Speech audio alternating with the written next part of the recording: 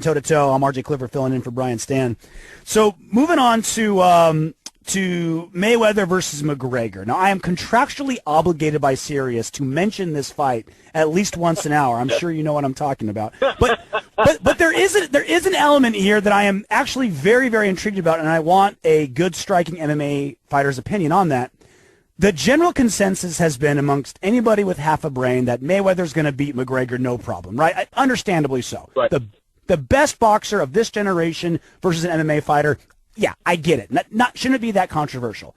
But what I do find interesting, and if I was someone like you or someone like Frankie Edgar or another really good MMA striker, I'd almost be insulted by it when someone like Teddy Atlas or Dan Rayfield or another boxing purist says, oh yeah, the best MMA strikers would lose to regional boxers. Teddy Atlas came on this show last week and said, yeah, on Friday Night Fights, the guys that come in with like journeymen with a 6-2 record, these boxers would beat the best MMA fighters in a boxing ring. And I'm thinking, really? Really? Like, Frankie Edgar would get destroyed by a regional like, should MMA fighters be insulted? Because like, they're taking this notion that, yes, the best boxer on earth will beat all the MMA fighters in boxing, but is it that black and white where even the best MMA boxers would lose to average boxers?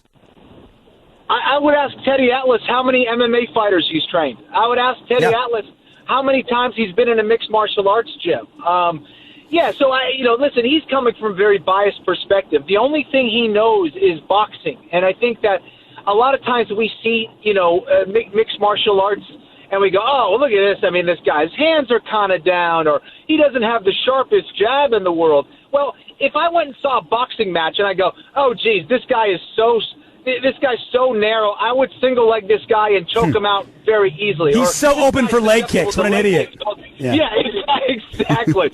You can't see it from that perspective. You can't, the only thing you're going to see it is from a boxer's eye, a guy like Teddy Atlas. So, I think you got to take that with a grain of salt. I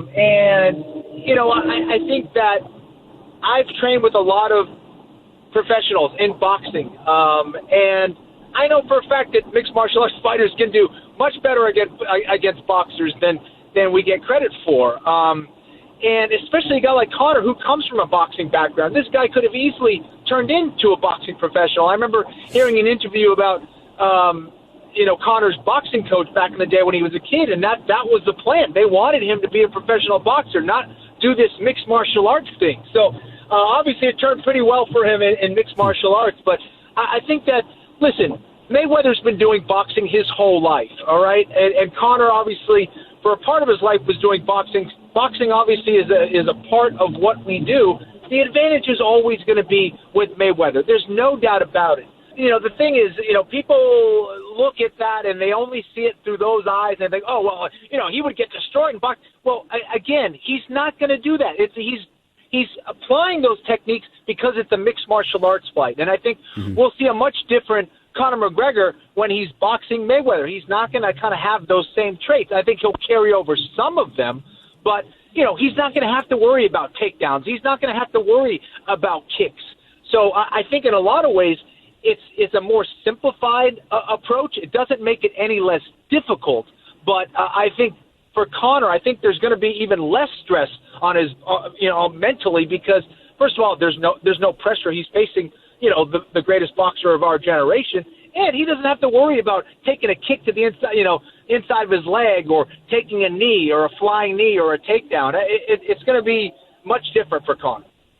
So what in your mind would be, and I hate this term, I normally dump all over it, but when you're an MMA fighter going against the best boxer of this generation, I feel like it applies. What would a moral victory be for Conor? What would be a successful showing by Conor? I mean, obviously knocking him out would be the best, but what would be the minimal thing that Conor can do? You're like, look, that was successful for Conor. He showed himself well. He overperformed what he should have done. Is it a knockdown? Is it just going the distance? Is it just lasting 6 rounds? What's the lowest? What could Conor do where Kenny Florian says, wow, he really outperformed himself. He won in a moral sense against Floyd Mayweather? I think going 12 rounds and winning a few of those rounds, winning even 2 or 3 rounds would be huge, something that very few boxers have done against a guy like Mayweather. I think that, to go out there and win a few rounds against the greatest boxer of our generation would be huge for a mixed martial arts guy. And I think Conor absolutely has the capability of doing that. And when you talk about his power, his ability to read movement, his ability to find his timing, I think he could surprise Mayweather. Who's the better boxer? Duh, Mayweather. Can Conor win? I think he has the ability to, because he's crazy enough to believe that he can.